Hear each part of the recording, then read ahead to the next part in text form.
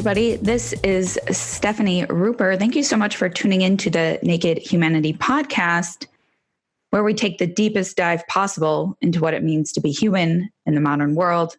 Today is episode number 44, and I have on Cathy Reisenwitz, an expert in the intersection between libertarianism and feminism. So Cathy is an extraordinary woman with some really extraordinary views. It's a huge honor to have her on today.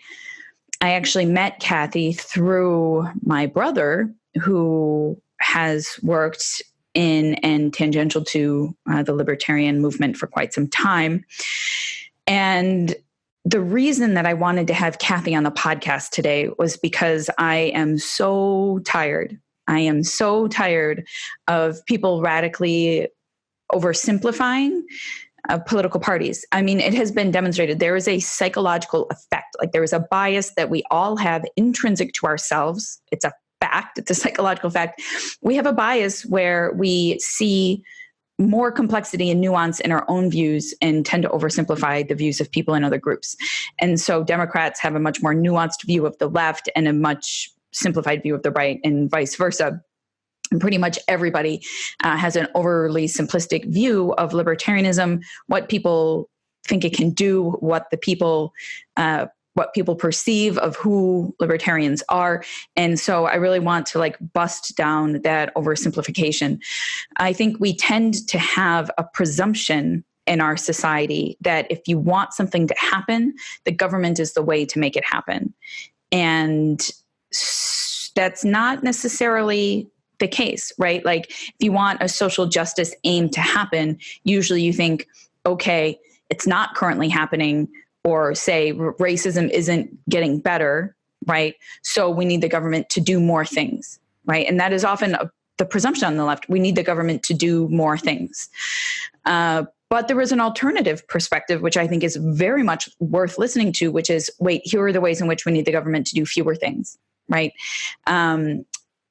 And there's definitely, I think, a lot of nuance in terms of how the government doing more and the government doing less can be interwoven, and so perspectives like Cathy's, I think, are enormously valuable.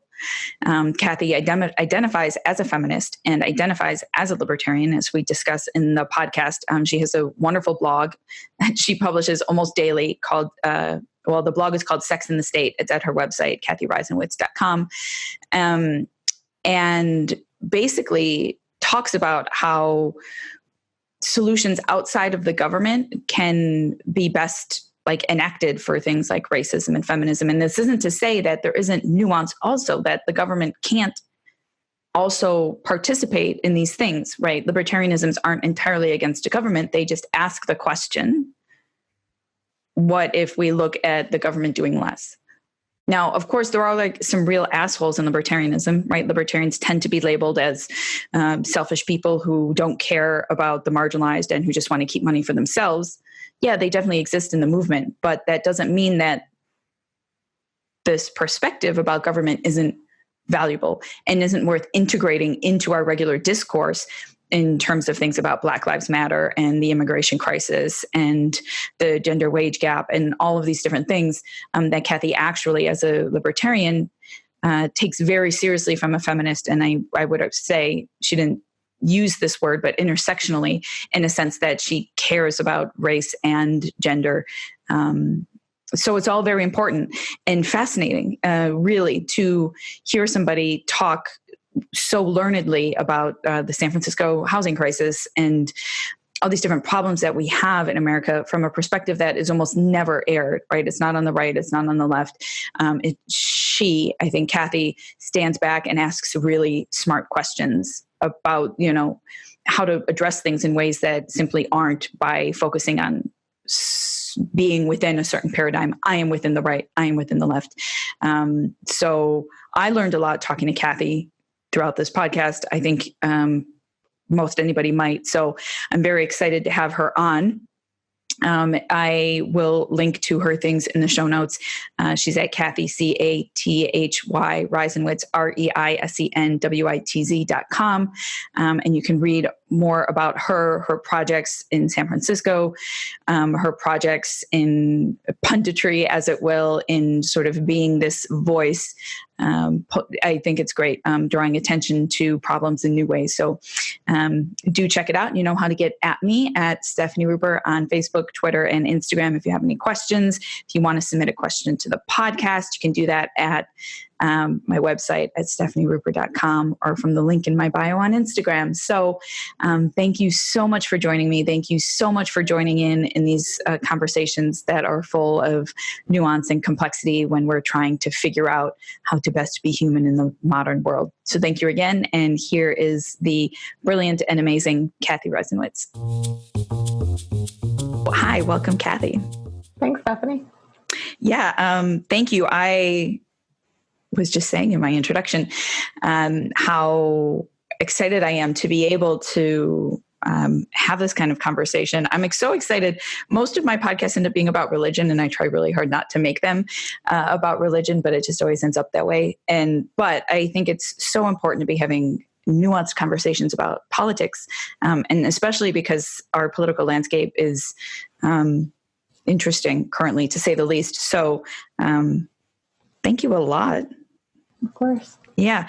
So I am curious. I often like to start out by asking about what you do, right? I've given them a little bit of spiel, but what are you currently working on? Last I remember, you were working on affordable housing or housing policy in San Francisco. Is that still a thing?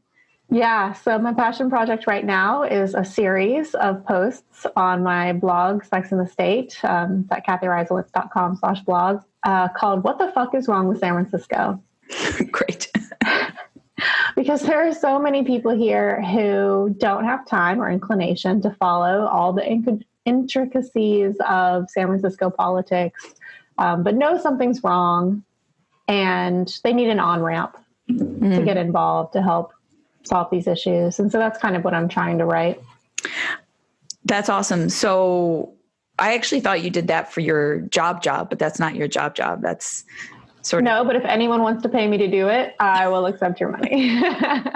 That's great. So we may as well dig into that. What is wrong with San Francisco?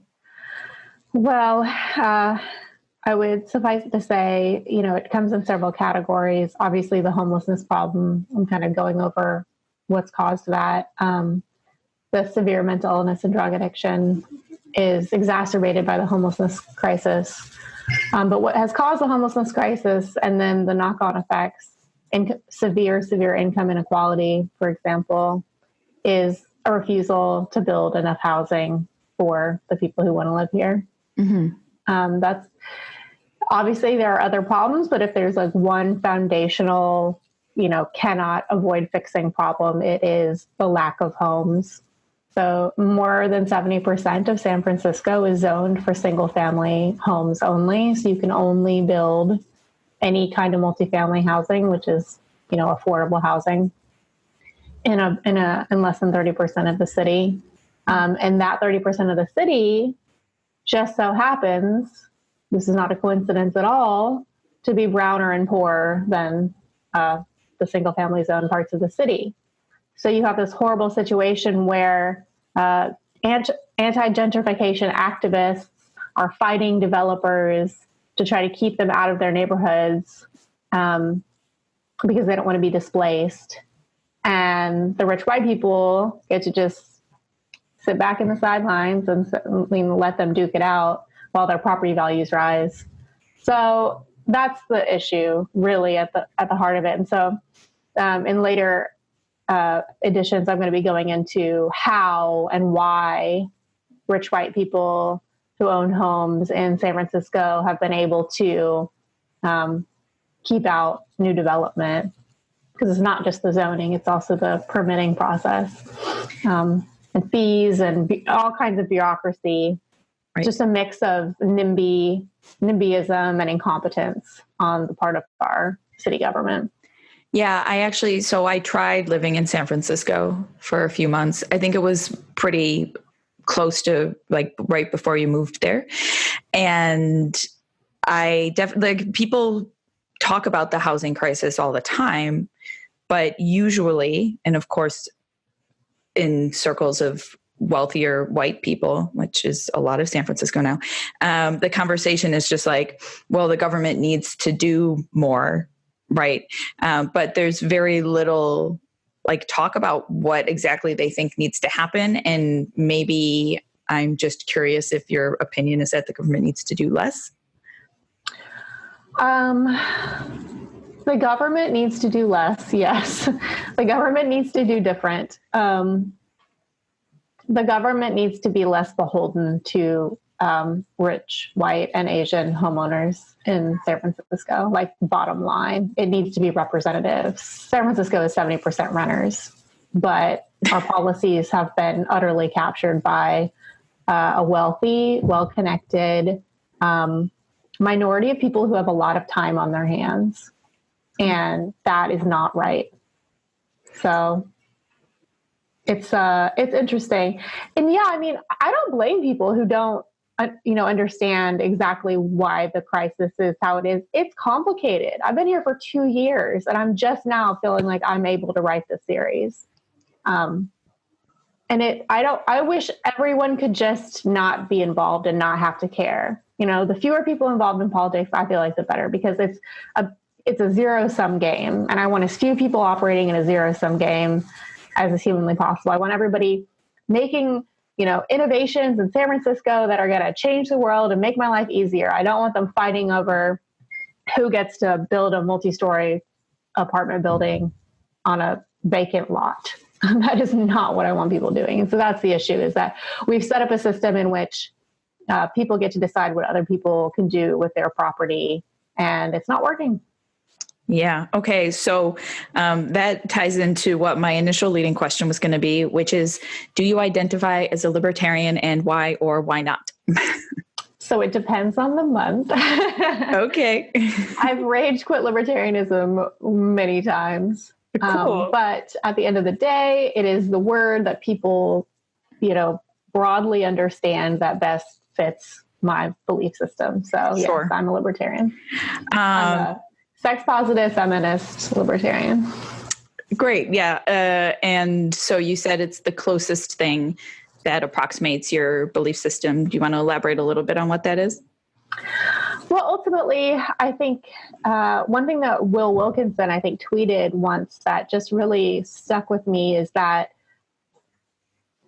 a lot of times people have an argument about means when they disagree about ends.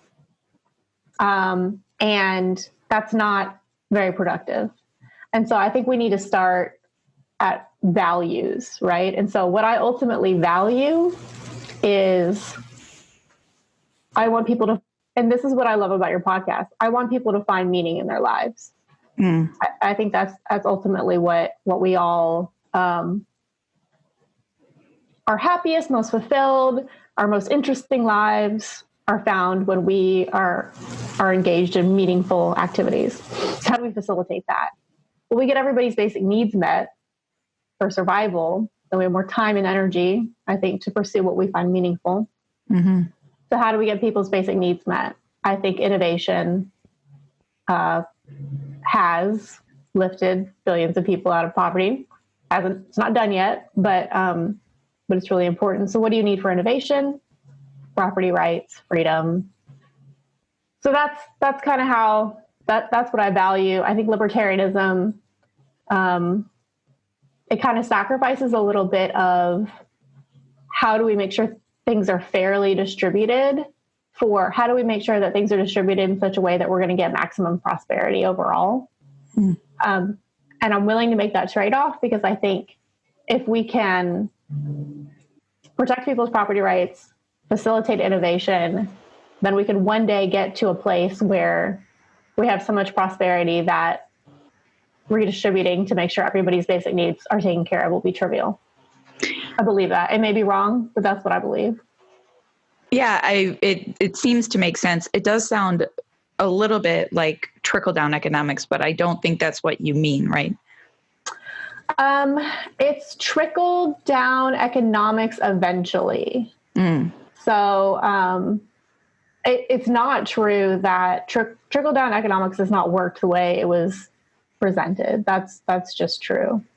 But there's no reason to believe that, again, like when we reach a certain level of prosperity, then redistribution will be trivial, at least to a certain extent. And I've also changed. Like I used to be against redistribution across the board, but I now also call myself a neoliberal because I do believe that a certain amount of redistribution is not just like fair and right, but actually more efficient.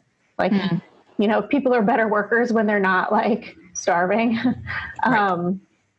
So that's kind of where I'm at. Yeah, I've definitely gone through, you know, phases. And I think that that's very important. I think a lot of people tend to get a little bit stuck politically because maybe they get married to these like means that you're talking about. Whereas if you're focusing on ends, right, if you're focusing on your goals, then you're sort of a little bit more open to changing the best way you think it is to get to those ends. And I find myself doing that all the time because I'm wildly ignorant in these, you know, our politics are really complicated. So it makes sense to me that you would have to, you know, revise your stance on how to best get there. Well, and I still find myself falling into doctrinaire libertarianism, like all regulation's bad, redistribution's bad, government's bad.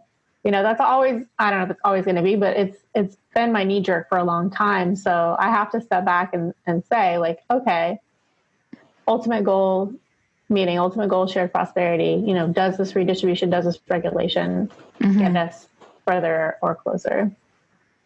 Yeah. So what was it that sort of prompted you to, or has been prompting you to incorporate redistribution, and I'm assuming you mean of wealth, into your more libertarian free market model?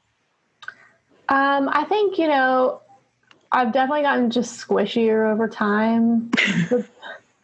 The big change for me happened when I moved to DC to, you know, be a full-time libertarian. And, you know, I wanted to be a pundit. And really what I wanted to do was, you know, I believe libertarianism had some really valuable ideas for the national discourse, still do.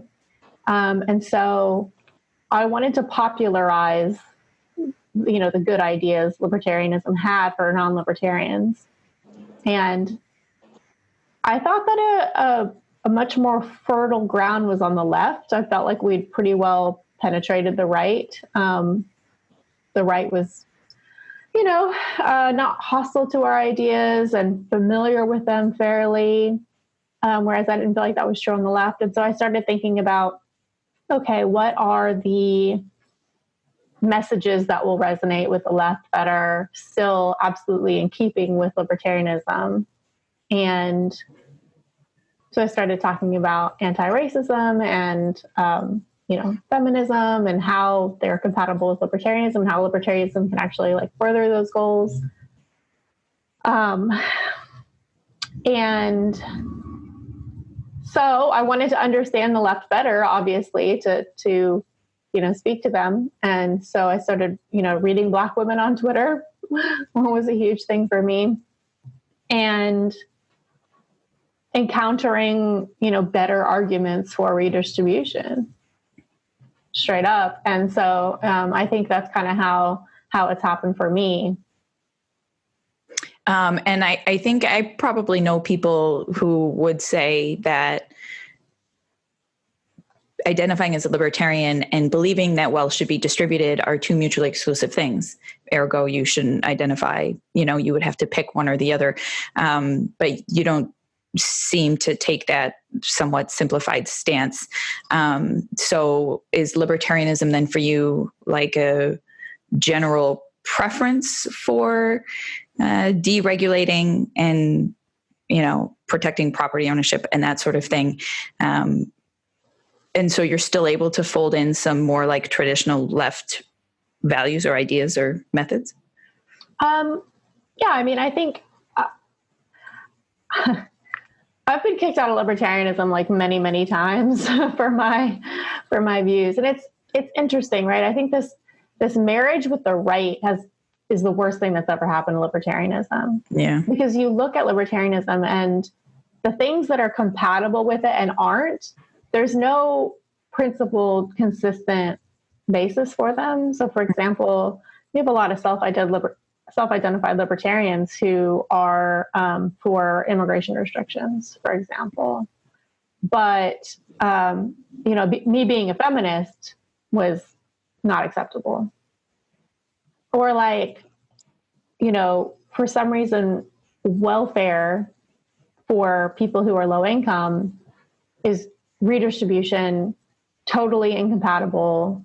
But you talk about, tax breaks for corporations, and that's fine. So there's no consistency in it. So yeah, I think libertarianism at its core is it's a bent toward freedom and a skepticism toward unearned power. Mm.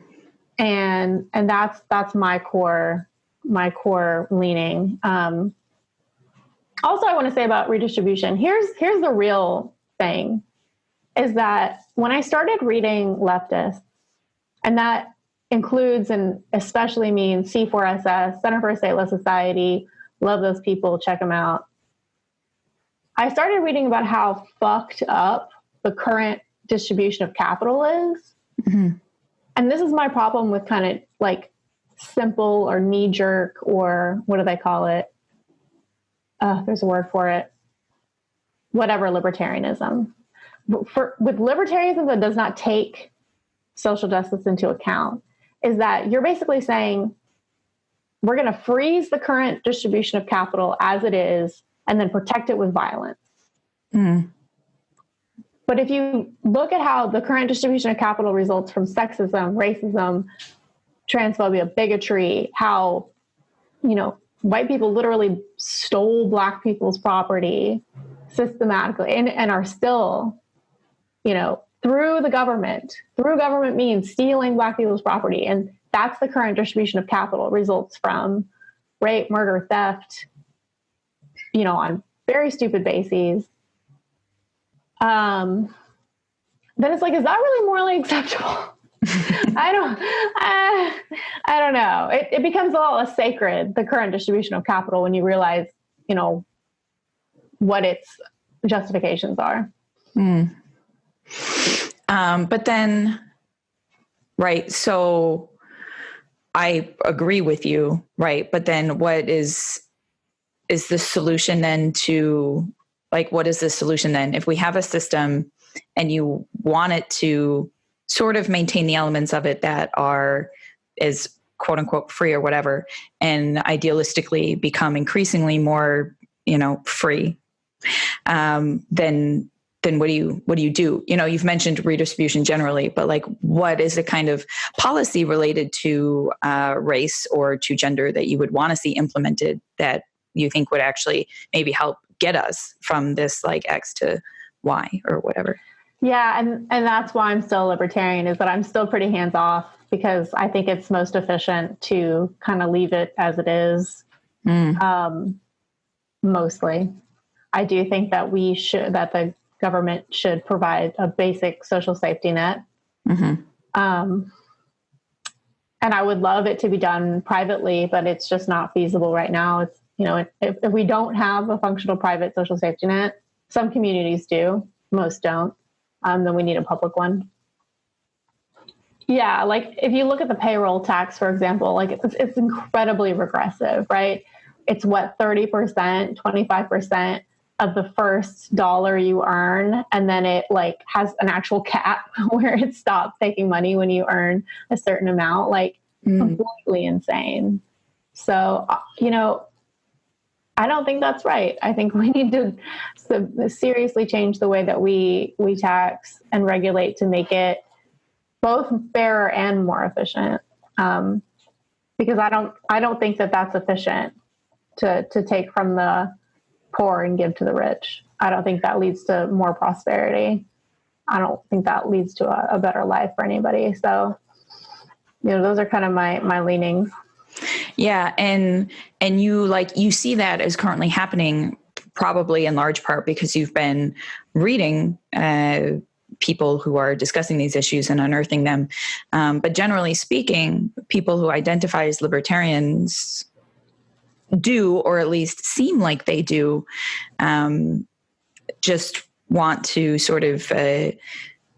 keep keep tax structures the same or have a flat tax rate so everybody gets taxed like, say, exactly the same, or like all these sorts of things. And so to say that you want taxes to change, or even that you think taxes are like okay, that's not like a quote unquote traditionally libertarian idea, or it's not a very common one, is it? I'd say that libertarians, I mean, that would be kind of the difference between a libertarian and an anarchist, is a libertarian would usually say, you know, we need some amount of government, which is going to require some amount of taxation. Whereas an anarchist would say, you know, I don't want any.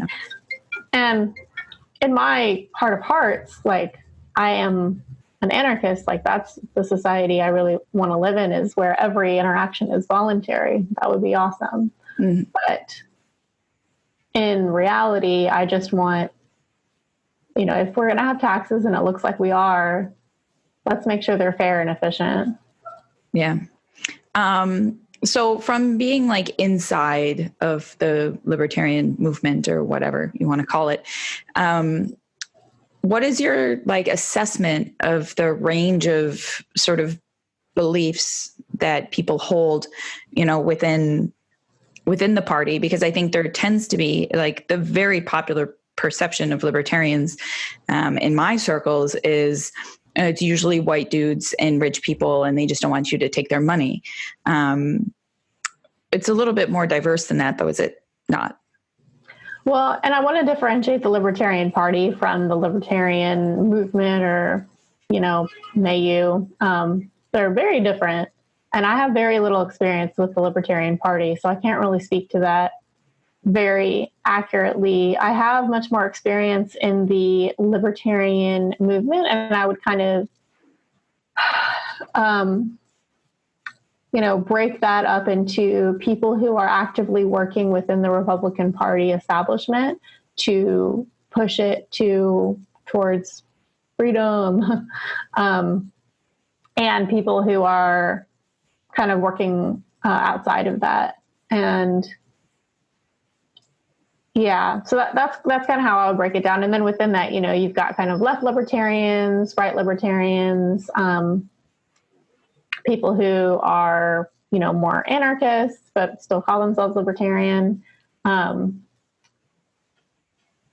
there's that. I would say those are the kind of relevant breakdowns. Are there more men who identify as libertarians? Oh, way more. Yeah. Why do you think so? I think that the reason that there are more men and more white people in libertarianism, I think, has to do with the fact that libertarianism has focused on preserving the current order of things and the current distribution of power and capital, and that people who have been traditionally and continue to be locked out of power and capital are less gung-ho about the idea of crystallizing those realities. And, you know, if your whole thing is low taxes, you know, no or low redistribution, and you feel like, you know, you would benefit from, or your friends would benefit from redistribution, then you're going to be not super enthused about that ideology. And I think that's a core problem. But then I think, in addition, because libertarianism has had this relationship with the right, with the Republican Party, there's been a lot of needless hostility toward feminism, toward Black Lives Matter. And, you know, a lot of it is just not taking a stand because they don't want to alienate their allies on the right. And then that attracts more people. You know, I said on Facebook recently, you know, the rise of Donald Trump and alt-right and the alt-right has really shown who was a libertarian, despite the fact that movement libertarianism wouldn't take a stand against racism, sexism, and other kinds of bigotry.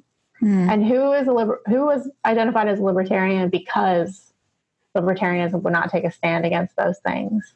And so it's a self-perpetuating problem where if you tolerate bigotry, and we have a lot of people who are very influential speakers in libertarianism who are absolutely sexist and racist. A lot of them have left the movement and, glommed onto the alt-right. And thank God for that. A lot of them still call themselves libertarians, but you have to wonder, if there was this big exodus of libertarians into authoritarianism, were they ever about freedom, or were they just about a place where they could be bigoted without anybody saying anything about it? Right. And it's something that I called out early because I was dealing with it. When I was talking about libertarian feminism, when I was talking about anti-racism and how that's compatible with libertarianism, people who disagreed with that would harass me, DM me, write blog posts about denouncing me, saying I'm not a real libertarian, I'm an entryist, I'm a social justice warrior, I'm a, cultural Marxist, all these things I'd never heard of. I thought that was crazy. But I realized there's a very large percentage of libertarianism that is not just not concerned with racism, but like it. And people who weren't talking about these issues in libertarianism were like, oh, you're exaggerating, you're, whatever. But then I've been proven right in this mass exodus of people leaving for the alt-right, and this, as soon as it became popular, these libertarians coming out as authoritarians, which sucks. I didn't want that to be true, but it does offer, I think libertarianism now with Trump in office is at an inflection point where we can say, are we more committed to the right, or are we more committed to anti-authoritarianism? Right. We need to choose at this inflection point, and our institutions need to choose, and our leaders need to choose. And I hope they'll choose correctly. Yeah, I also hope it's so fascinating because we're pretty sure that being racist is bad, right? We're pretty sure that being sexist is bad. And probably, and correct me if I'm wrong, the knee-jerk reaction against that among libertarianism is that if you are somebody who identifies or cares about the marginalized in any way, then you're going to want to use the government to do something about it. And therefore you are our enemy, right? Because we don't want to use the government to do things. We think the government has too much power already. But there's an alternative perspective, which is, and it's just not something that has ever really been talked about much. And I think probably because of this history you're talking about between the right and libertarianism, is that there is a way in which libertarianism can service the marginalized as well. But it's just it literally almost never gets talked about except for places like your blog. Yes, that's definitely something that I ran across, is that if there's no obvious solution outside of government, then we're going to pretend it's not a problem. The gender wage gap is a perfect example of this, where the doctrinaire libertarian line on the gender wage gap is that it's a myth. And they use the same line of thinking to deny racism, other kinds of sexism, anything where the knee-jerk reaction would be government intervention. They've just decided it's not a problem. It's not true. These are problems. Right. Yes, the gender wage gap virtually disappears if you're looking at white women, if you're looking at hours worked per week, years worked, major in school. But you have to step back and say, okay, but why are women making these choices? How does the culture reward women for making choices that will result in them earning less money? And, does that matter and it's so crazy because it's I thought we all wanted prosperity. Well, we get more prosperity when women are making choices that maximize their, efficiency in the marketplace. and they're not. So why aren't we concerned with why that's not happening? Oh, because we're actually just right-wing people that call themselves libertarians. Cool. But to me, like, libertarianism should be not just if we don't like the government solution, it's not a problem. It should be, this is a problem. The payroll tax is a problem. Sexism is also a problem. And so what are some non-state, non-coercive solutions to this problem? If libertarianism doesn't have solutions, it only shits on government solutions. Like, that's not a thing I'm excited about. Like, that's not interesting to me.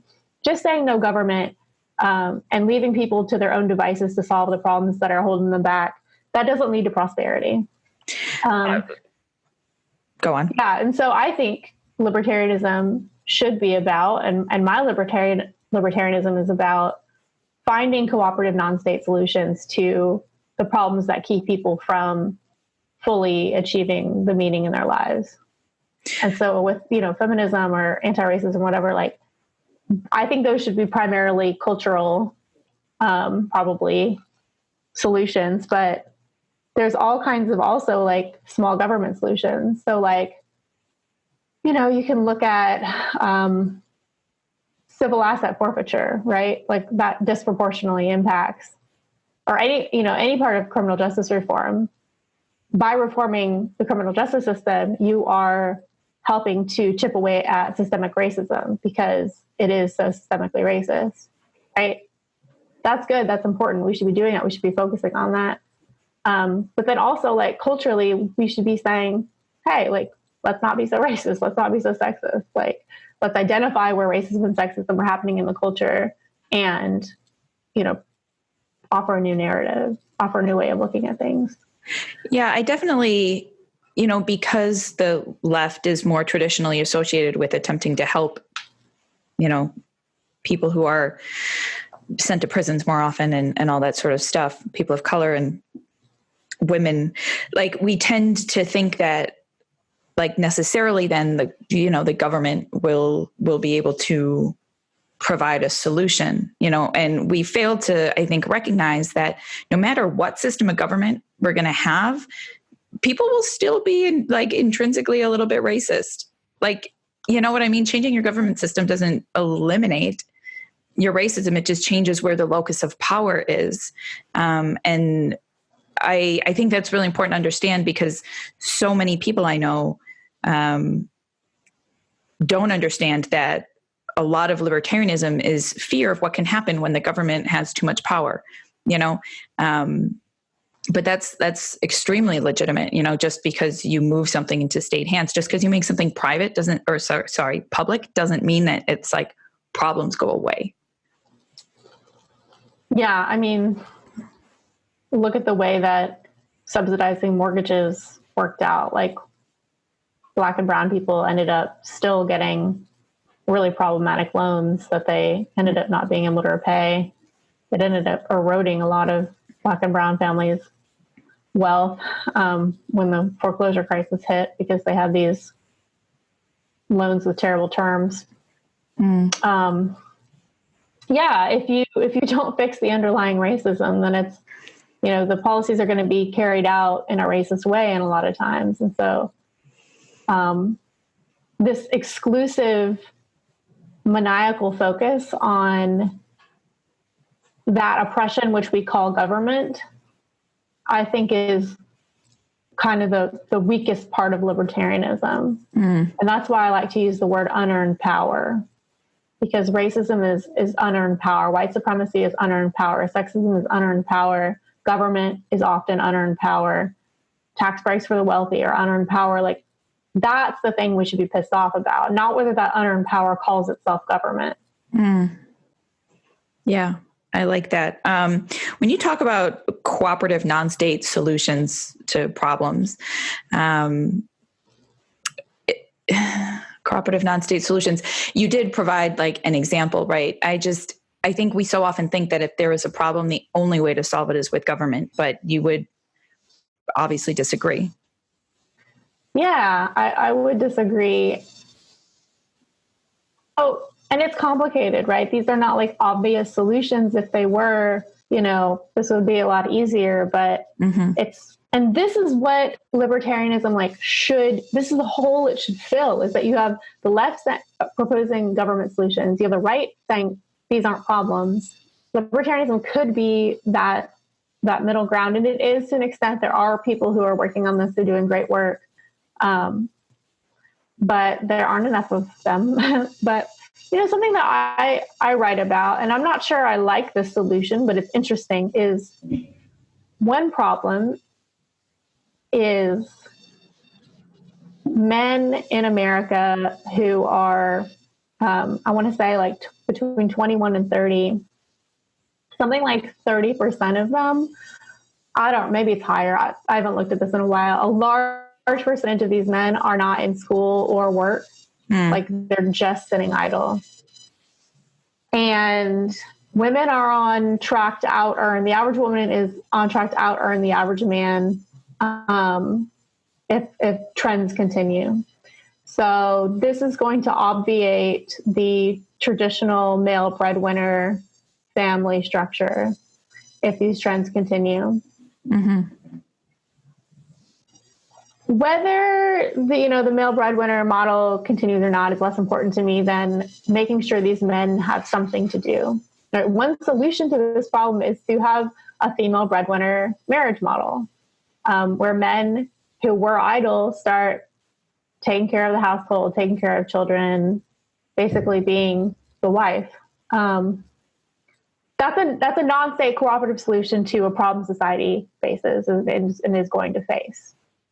That's an example. This is what I want to see libertarians talking about.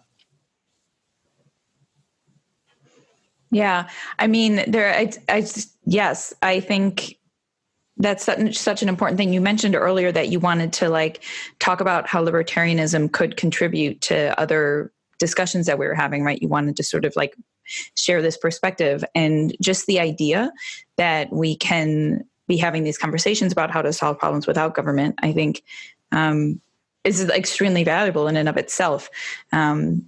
Regardless of what the solutions are, even the fact that, we're willing to consider them, I think could be really big.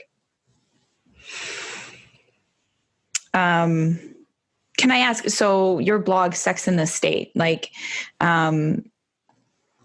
what is your position? I mean, you've mentioned obviously that you're pro feminism. How do you sort of see feminism, and maybe even would you include feminism as something related to the current discourse on identity politics?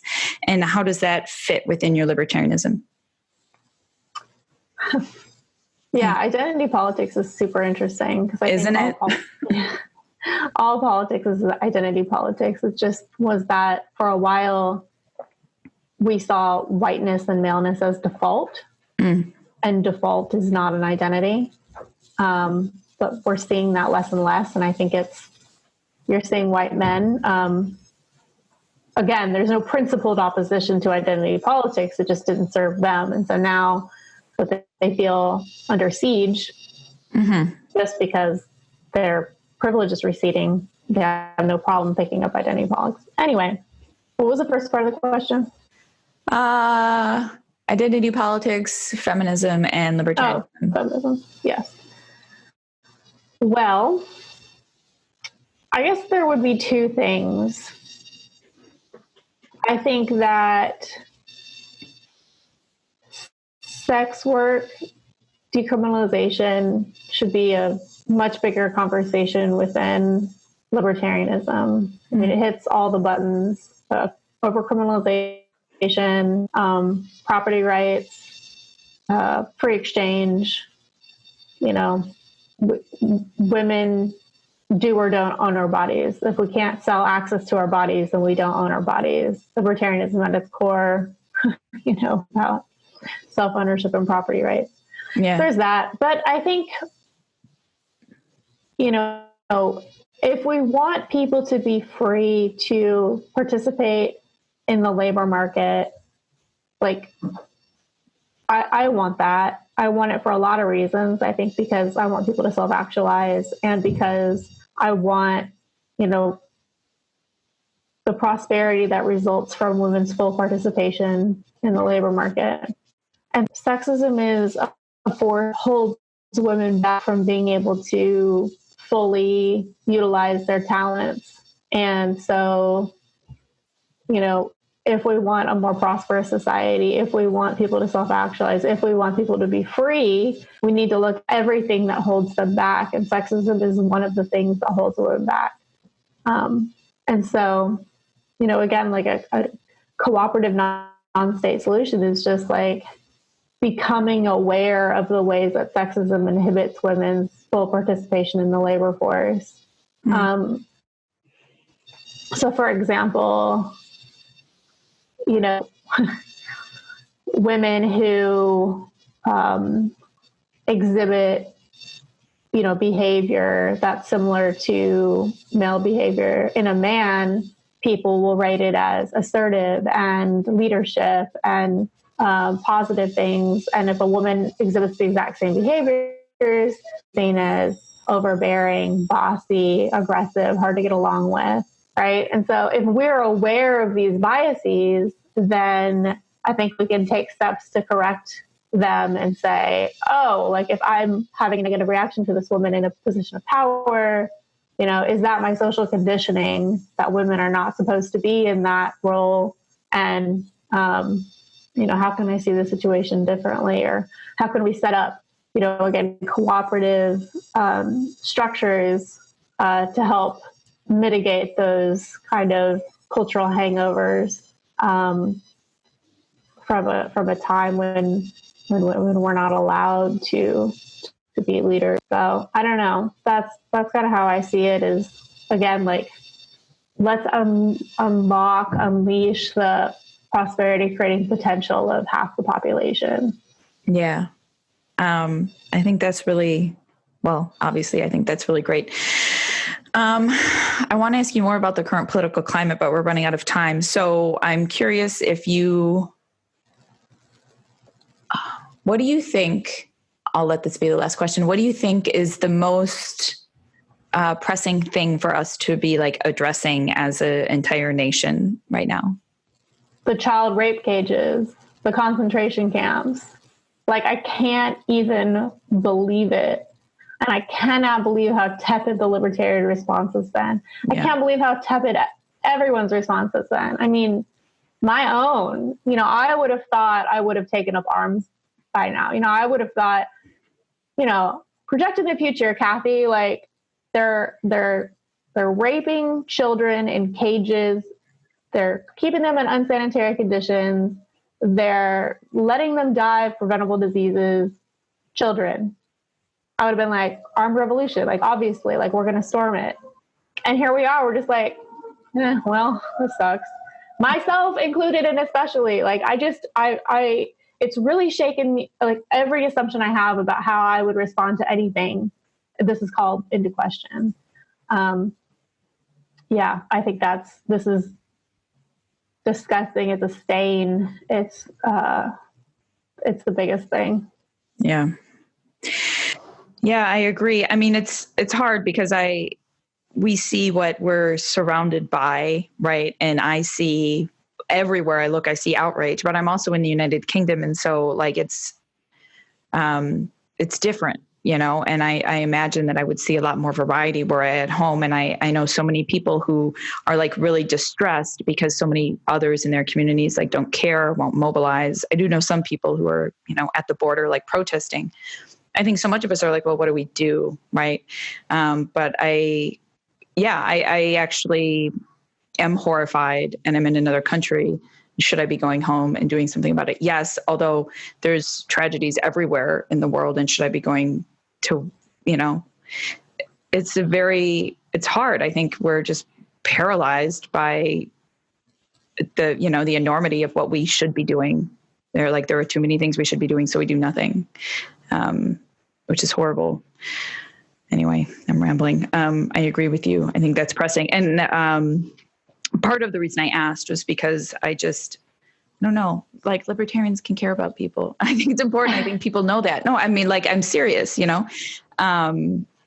Yeah. So thank you a lot. Now, A, do you have anything left that you would like to say? You can say anything you want. And then B, how and where can people find you to read more of your stuff? I just want to say thank you for having on a nuanced conversation about libertarianism. I think it's really caricaturized, especially among the left, and bastardized by the right. So thank you.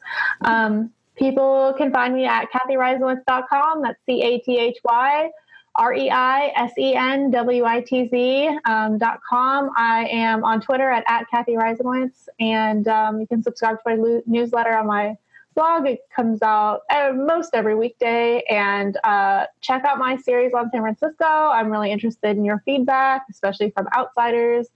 Do you learn anything? Does it leave any outstanding questions? What do you want me to dive more into? What do you want less of? Things like that. That's really awesome. You publish your blog every day?